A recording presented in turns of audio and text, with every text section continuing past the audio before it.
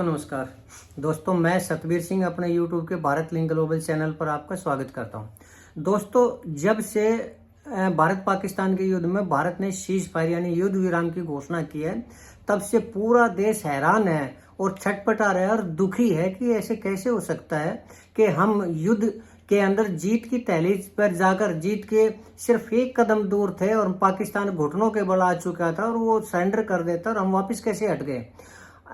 समझ में नहीं आता कि इस देश की लीडरशिप की क्या सोच थी, कौन उसके सलाहकार थे, किसने उसको सलाह दी और जो प्रधानमंत्री मोदी जी अंदर तक घुसकर और जो इस पहलगाम हमले के मास्टरमाइंड थे उनको सजा देने के लिए बार बार वो क्या करते और वो जीत की दहलीज पर आकर युद्ध विराम की घोषणा कर देते हैं। ये बहुत ही हैरानी की बात है। दोस्तों हमारे देश की पता नहीं क्या लीडरशिप कैसी होती है, कैसे हमारा हिंदू धर्म है कि उनके अंदर शत्रु भाव होता ही नहीं और वो थोड़ा सा सामने वाला झुक जाता है और उसको माफ कर देते हैं बगैर इस चीज को देखे हुए कि उसका अंजाम क्या होगा। और जो आज मोदी ने गलती की है ना दोस्तों, वो आज से नहीं हो रही, वो शुरू से ही होती आ रही है। अगर मैं हाल की भी इसमें सुनाऊं, ज्यादा पुरानी बात भी नहीं सुनाऊं, तो अगर पृथ्वीराज चौहान के बारे में हम जिक्र करें तो पृथ्वीराज चौहान एक बहुत ही मजबूत राजा हुआ करता और उसने मोहम्मद गौरी को 17 बार युद्ध में हराया। पहली बात तो ये थी कि राजनीति ये कहती है कि दुश्मन को कभी जिंदा नहीं छोड़ना चाहिए और उसको नामो निशान तक मिटा देना चाहिए। तो 17 बार तक युद्ध करने की नौबत ही नहीं आनी चाहिए थी। पहली बार में ही अगर मोहम्मद गौरी को मार देता तो 18वीं बार जाके न वो उसको पृथ्वीराज चौहान को अपनी जान नहीं देनी पड़ती। लेकिन शत्रुबोध की कमी के कारण और हिंदू धर्म में सहिष्णुता और समभाव की वजह से या हमारे जो नेता हैं और जो हमारे राजा हैं वो बार बार मात खाते रहे और पृथ्वीराज चौहान को भी अपनी जान गंवानी पड़ी थी। लेकिन अगर हम वर्तमान संदर्भ में बात करें, जब से देश आजाद हुआ तब से लेकर अब तक भी बात करें तो 1948 में महाराजा हरि सिंह ने जब पाकिस्तान की फौजों ने जम्मू कश्मीर पर आक्रमण कर दिया था तो महाराजा हरि सिंह ने भारत से मदद मांगी थी। तो अपने देश जम्मू कश्मीर का विलय है, जब वो राजा हुआ था जम्मू कश्मीर का, तो उसने भारत को सौंप दिया था, भारत के अंदर विलय करना स्वीकार कर लिया था। और जो पाकिस्तान के कबीले के रूप में जो पाकिस्तान की सेना हुआ करती वो बढ़ती आ रही थी, वो जम्मू कश्मीर पर पूरा कब्जा करने के नजदीक थी। लेकिन जब सरदार पटेल ने नेहरू के ऊपर से होकर भारतीय फौज भेजी, हालांकि पंडित जवाहरलाल नेहरू नहीं चाहते थे कि जम्मू कश्मीर में कार्रवाई करें, लेकिन सरदार पटेल ने भारतीय फौज को भेजा और भारतीय फौज ने पाकिस्तान को बिल्कुल न सिर्फ पीछे हटाया बल्कि पूरा का पूरा जम्मू कश्मीर खाली करवा लिया था। लेकिन पता नहीं क्यों जवाहरलाल नेहरू ने वहीं पर युद्ध को रोक दिया, उस सेना को रोक दिया और मामले को यूएनओ में लेके गए, संयुक्त राष्ट्र में लेके गए। और उसी का खामियाजा ये है कि आज भी पीओके खाली नहीं हो पाया और आज भी जो जम्मू कश्मीर की समस्या है वो उसी यूएनओ में जाने का नतीजा है। अगर उसके बाद हम भारत करें 1965 भारत पाकिस्तान युद्ध की, तो 1965 में जब युद्ध हुआ था दोस्तों, तो उस टाइम भारत के जो प्रधानमंत्री हुआ करते वो लाल बहादुर शास्त्री हुआ करते, तो ताशकंद समझौता हुआ था। और उस ताशकंद समझौते में पता नहीं इंडिया की लीडरशिप ने या रूस के जो उस टाइम राष्ट्रपति हुआ करते उन्होंने दबाव डाल के ने और ये समझौता करवा लिया कि 5 अगस्त 1965 से पहले की जो स्थिति थी उसी में दोनों देश वापस जाएंगे। और हमने यानी हिंदुस्तान की फौजों ने हाजी पीर का इलाका जीत लिया था और उस ताशकंद समझौते के तहत वो हाजी पीर का इलाका वापस कर दिया। और उसी का नतीजा है कि आज वो हाजी पीर में आतंकवादियों के लॉन्च पैड बने हुए हैं और उसी लॉन्च पैड से भारत के ऊपर अटैक कर रहे हैं, आतंकवादी प्रशिक्षण लेने लग रहे हैं। अगर हम भारत की पाकिस्तान की बांग्लादेश के युद्ध के 1971 के युद्ध की बात करें तो 1971 में जब युद्ध हुआ था दोस्तों, तो भारत ने पाकिस्तान के लगभग 1 लाख सैनिकों को गिरफ्तार कर लिया था और पाकिस्तान की सेना ने सरेंडर कर दिया था।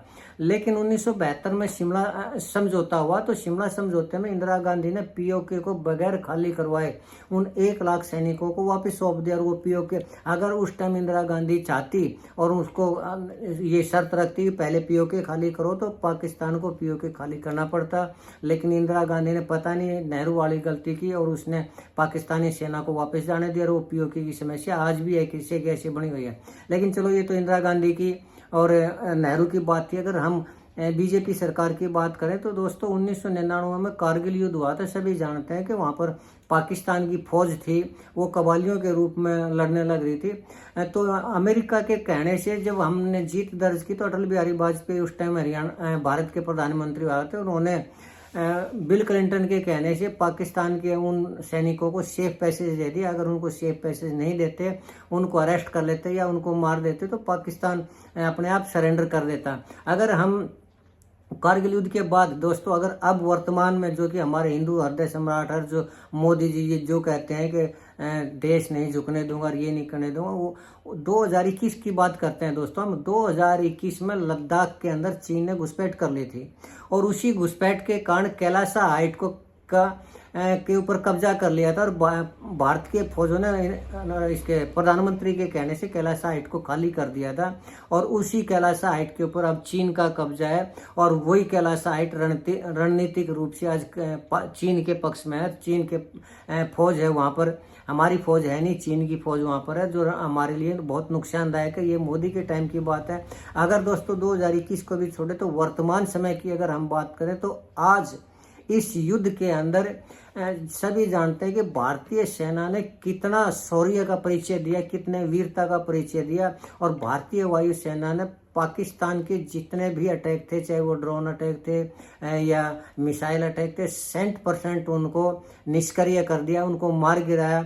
और इतनी बड़ी 100% एक्यूरेसी तो आज तक दुनिया में कहीं पर भी नहीं है। इजराइल ने भी ये कहा था कि 100% एक्यूरेसी की जो तकनीक है वो तो हमारे पास भी नहीं है, लेकिन जो कारनामा भारतीय फौज ने करके दिखाया वो आज तक कोई भी नहीं करके दिखाया, किसी ने भी करके नहीं दिखाया। और भारतीय वायुसेना ने पाकिस्तान का जो भी डिफेंस लाइन थी, उस डिफेंस लाइन को पूरी की पूरी डिफेंस लाइन को ख़त्म कर दिया था और इतनी हैसियत ही नहीं बची थी पाकिस्तान की कि वो हमारे किसी भी अटैक को रोक सके।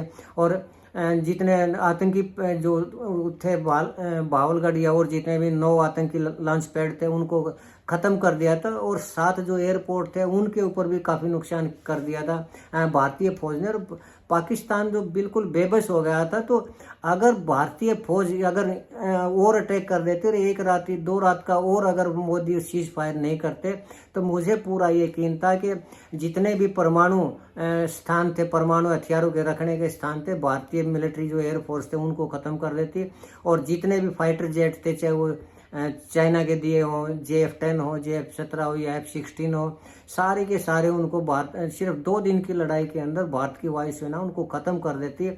और नेवी भी अगर कराची एयरपोर्ट के ऊपर अटैक कर देती तो कराची एयरपोर्ट को भी ख़त्म किया जा सकता था और पाकिस्तान सरेंडर की घोषणा कर देता अपने आप। जैसे जनरल नियाजी ने 1971 में सरेंडर की घोषणा की थी, इसी तरह भारत के भारत के कदमों में पाकिस्तान के जो असीम वो जनरल हैं वो सरेंडर कर देते, पाकिस्तान के जो प्रधानमंत्री थे वो सरेंडर कर देते और पाकिस्तान की संसद के ऊपर आज तिरंगा लहराया जाता और पाकिस्तान दुनिया में किसी को मुंह दिखाने लायक नहीं रहता।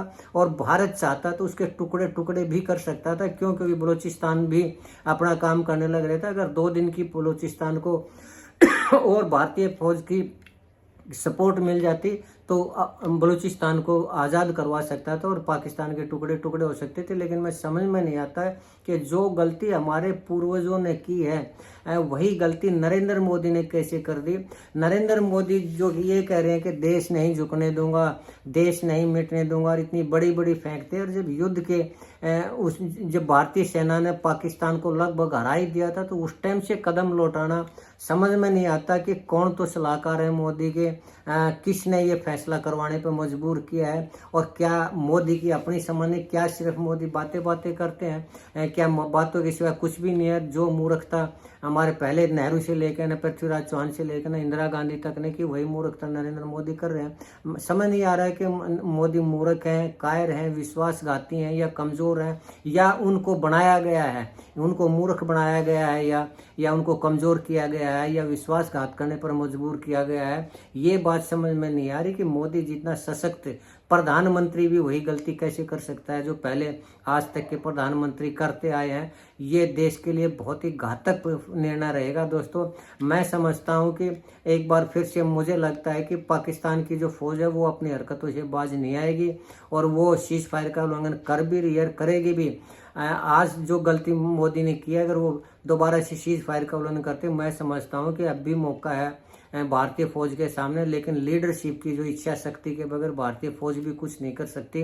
अगर ये खाली ये कहे कि डीजीएमओ लेवल पर फैसला हुआ था, ये सरासर गलत है। ये मोदी का फैसला है, पीछे हटने का मोदी का फैसला है।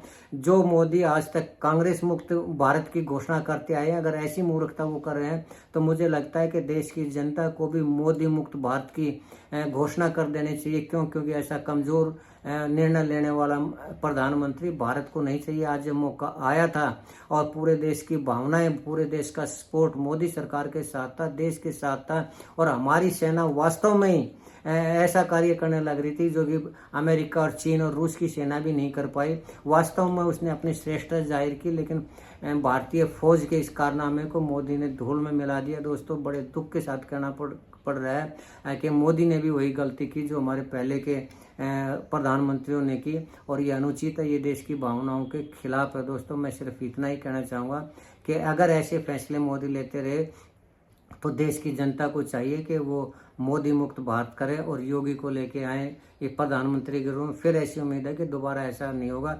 लेकिन अगर मोदी को देश की भावनाओं से कोई संबंध है, कोई सरोकार है, तो आज भी भारतीय पाकिस्तानी जो फौज सीज फायर का उल्लंघन कर रही है, अब भी मौका है कि वो इस गलती को ख़त्म करके ना और इसी दोबारा से पाकिस्तान को सरेंडर करने पर मजबूर करें। आज भी हमारी सेनाओं के अंदर इतनी सक्षमता है। दोस्तों, यही कहना था मुझे, और मुझे उम्मीद है कि आपको मेरा ये वीडियो पसंद आया होगा। अगर आपको लगा कि मैं ठीक कर रहा हूँ तो आपसे अनुरोध है कि आप मेरे इस वीडियो को लाइक करें और शेयर करें। दोस्तों, आपने मेरा ये वीडियो देखे उसके लिए मैं आपका बहुत बहुत धन्यवाद करता हूँ, और चलते चलते निवेदन करना चाहूँगा कि आप मेरे इस चैनल को सब्सक्राइब जरूर करें ताकि मेरा हौसला बढ़ता रहे। इसके साथ ही एक बार फिर से आपका धन्यवाद। नमस्कार।